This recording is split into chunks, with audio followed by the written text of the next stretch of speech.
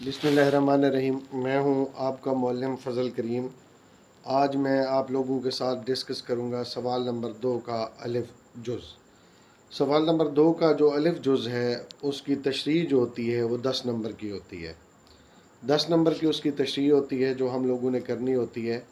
9th और 10th से ये मुनफरिद है। क्लास नाहम और दहम में जिस तरह से ये सवाल आता था अब यहाँ पे वैसा नहीं है। नाहम और दहम में अलहदा जो थी नज़में थी उनमें से ये आता था। अब यहाँ दोनों अशार एक नज़म में से आएंगे, हम लोगों ने उसे हल करने होंगे। तो प्यारे बच्चों हम चलते हैं सवाल नंबर 2 की तरफ।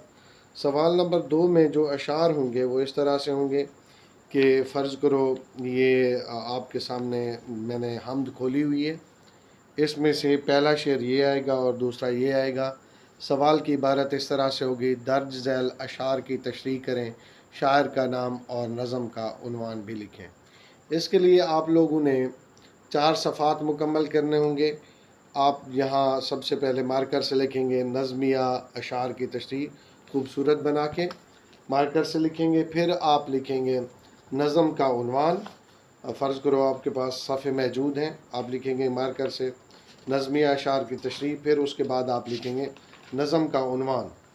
नज़म का उन्वान यहाँ पे सामने नज़म का उन्वान लिखेंगे। फिर आप लिखेंगे शायर का नाम, फिर उसके सामने शायर का नाम लिखेंगे। उसके बाद आप मफ़हूम लिखेंगे, क्योंकि दोनों अशार की तशरीह आप एक साथ कर रहे होंगे तो एक लाइन का एक मफ़हूम, एक लाइन का मफ़हूम हो जाएगा, फिर दूसरी लाइन का हो जाएगा, फिर तीसरी का हो जाएगा, फिर चौथी लाइन का। टोटल दोनों अशार का मफ़हूम आपका 4 लाइनों पर मुश्तमिल हो जाएगा। फिर इस तरह आप तशरीह करेंगे, तशरीह करते जाएंगे आप। कम से कम इसके लिए जो है ना एक सफ़ा ये, एक साइड ये, दूसरी ये, 2 सफ़े हो गए, 3 सफ़ात हो गए और ये 4। टोटल आप लोगों ने 4 सफ़ात आप लोगों ने इसके करने होंगे। इसमें आप कम से कम 5 से 6 हवाला जात देंगे। हवाला जात जो होंगे वो रिलेटेड होंगे, इस बात को आप मद्देनज़र रखेंगे। अब नज़म की तशरीह करने से पहले आपको इस बात का इल्म होना चाहिए कि नज़म दरअसल होती क्या है। नज़म दरअसल एक ऐसी शायरी है जिसमें मुसन्निफ़ शुरू से लेकर आखिर तक एक ही ख़याल को बयान करता है, एक ही सिन्फ़ को बयान करता है। तो यहाँ जो आपसे नज़में पूछी जा सकती हैं, इसमें फ़र्स्ट ईयर में हो सकती है, मुसद्दस हो सकती है, मुखम्मस हो सकती है, रुबाई हो सकती है, वसोख्त की शक्ल में हो सकती है,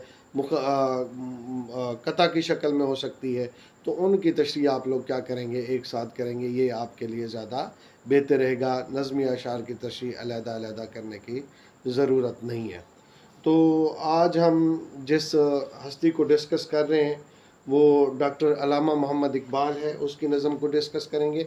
आपकी फ़र्स्ट ईयर की नज़म डॉक्टर